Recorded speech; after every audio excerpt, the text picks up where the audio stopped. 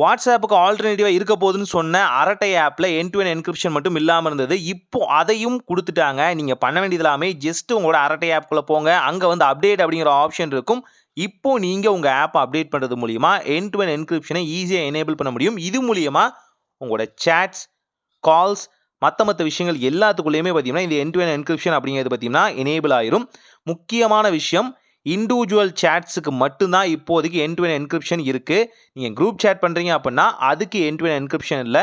நீங்கள் நார்மலைஸ்டாக பார்த்தீங்கன்னா முன்ன மெசேஜ் பண்ணும்போது பார்த்தீங்கன்னா அந்த எண்ட் டு எண்ட் என்கிரிப்ஷனே இல்லை. யார் வேணாலும் பார்க்கலாம் அப்படிங்கிற ஒரு விஷயம் வந்தது. இதனால தான் பல பேரும் பயந்தாங்க. எண்ட் டு எண்ட் என்கிரிப்ஷனே இல்லைன்னா நாங்கள் எப்படி வந்து ப்ரைவசியாக சேட் பண்ண முடியும், எங்கள் சேட்ஸ் லீக் ஆயிடுச்சுன்னா என்ன பண்ணுறது அப்படின்னு பயந்தாங்க. ஸோ இனிமே அந்த பயம் இல்லை. நீங்கள் இனிமே எண்ட் டு எண்ட் என்கிரிப்ஷன் மூலிமா உங்களோட அரட்டை ஆப்பில் ஈஸியாக பேச முடியும்.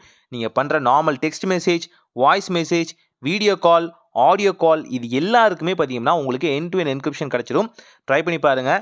ஸோ நல்ல விஷயம் தான். ஆனால் இவ்வளோ லேட்டாக கொண்டு வந்தது கண்டிப்பாக ஒரு தவறான விஷயமோ அப்படின்னு எனக்கு தோணுது. ஏன்னு பார்த்தீங்கன்னா மேபி இதை முன்னாடியே அவங்க கொண்டு வந்திருக்கலாம். எல்லாமே பேக்டாக இருந்து புதுசாக வந்துருந்துச்சுன்னா இன்னுமே நல்லா இருந்திருக்கும்னு தோணுது. யூஐயில் நிறையா சேஞ்சஸ் நடந்திருக்கு, எல்லாமே ஓகே.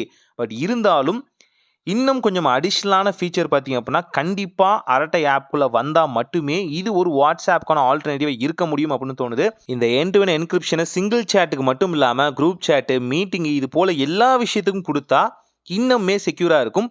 நான் சில விஷயத்தெல்லாம் யோசிப்பேன். திடீர்னு அமெரிக்கா ஒரு ரூல் வந்து பாஸ் பண்ணுறாங்க, எந்த அமெரிக்கன் ஆப்ஸும் இந்தியாவில் வேலை செய்யாதுன்னு சொன்னால் அப்போ நம்ம இந்த மாதிரி ஆப்ஸ் எல்லாம் நம்பி தான் இருந்தாகணும். ஸோ மேபி இன்னுமே கொஞ்சம் அடிஷ்னலாக ஃபீச்சர்ஸ் கொண்டு வரலாம். எஸ், அவங்க ஆல்ரெடி கொண்டு வந்திருக்காங்க.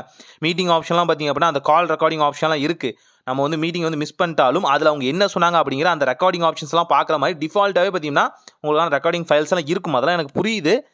பட் இருந்தாலும் இதையும் தாண்டி ஏதாவது ஒரு ஃபீச்சர் அவங்க கொண்டு வந்தே ஆகணும். வாட்ஸ்அப்லாம் பேமெண்ட்க்கான ஆப்ஷன் இருக்குது, கேட்வே இருக்குது. அதை நம்புறோம் நம்பலைங்கிறது வேறு விஷயம். ஆனால் இங்கே அந்த மாதிரியான ஏதாவது ஒரு ஸ்பெஷலான திங்கை கொண்டு வந்தால் மட்டும்தான் இந்த ஆப் இது எடுபடும் தோணுது. நீங்கள் என்ன நினைக்கிறீங்களோ கமெண்ட்டில் சொல்லுங்கள். ஒரு நல்ல மாற்றம் இனிதாய் நடக்கட்டும்.